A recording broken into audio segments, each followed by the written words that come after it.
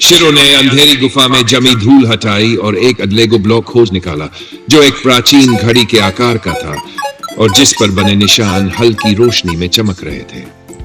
जिज्ञासा में उसने घड़ी की एक सुई घुमा दी। तभी वह ब्लॉक अचानक गूंजने लगा और अपने आप घूमने लगा। इससे पहले कि शिरो कुछ समझ पाता, उसके चारों ओर की हवा मुड़ने लगी और रोशनी व तेज हवा का एक भंवर बन गया। एक पल में ही शिरो और रहस्यमय टाइम क्लॉक ब्लॉक उस भंवर में खिंच गए और गुफा से गायब हो गए, जैसे समय खुद ही टूट गया हो। शिरो और रहस्यमय टाइम क्लॉक ब्लॉक तेज रोशनी के साथ जमीन पर आ गिरते हैं और जब वह संभल कर उठता है तो खुद को अपने ही गांव के पुराने रूप में पाता है। चारों ओर सब कुछ परिचित होते हुए भी अलग लगता है। घर मोटे चौकोर ब्लॉक्स से बने हैं, रास्ते कच्चे हैं और औजार व संरचनाएं बेहद साधारण और आदिम दिखाई देती है। हवा में अतीत की सादगी और शांति घुली हुई है। तभी शिरो की नजर कुछ जानी पहचानी आकृतियों पर पड़ती है और उसका दिल धड़क उठता है। उसके सामने गांव में उसके और उसके साथियों के छोटे कम उम्र के रूप काम कर रहे हैं और खेल रहे हैं, बिल्कुल अनजान कि उनका भविष्य कुछ ही कदम दूर खड़ा है। जब शिरो गांव को देख ही रहा होता है, तभी दूर पहाड़ियों की ओर से एक जोरदार धमाके की आवाज गूंजती है। उसका ध्यान एक अंधेरे निर्माण स्थल की ओर जाता है, जहां उनका पुराना दुश्मन अपने अतीत के रूप में एक विनाशकारी मेगा ब्लॉक हथियार बना रहा होता है। नुकीले ब्लॉक्स डरावनी ताकत के साथ आपस में जुड़ते जाते हैं और उनमें अस्थिर ऊर्जा चमकने लगती है।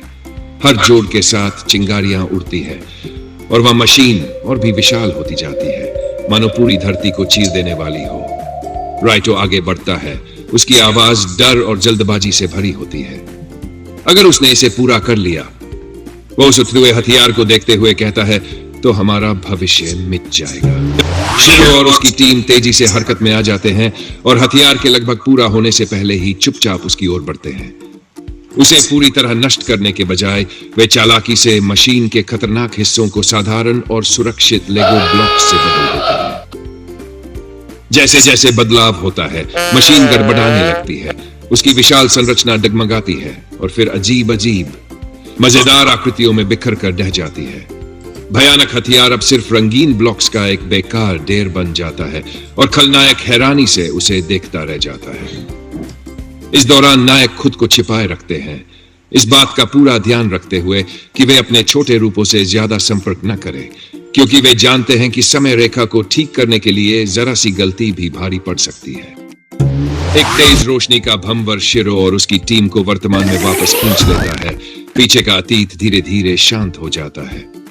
जब वे जमीन पर उतरते हैं तो सब कुछ फिर से परिचित और स्थिर लगता है। समय रेखा पूरी तरह सही हो चुकी है।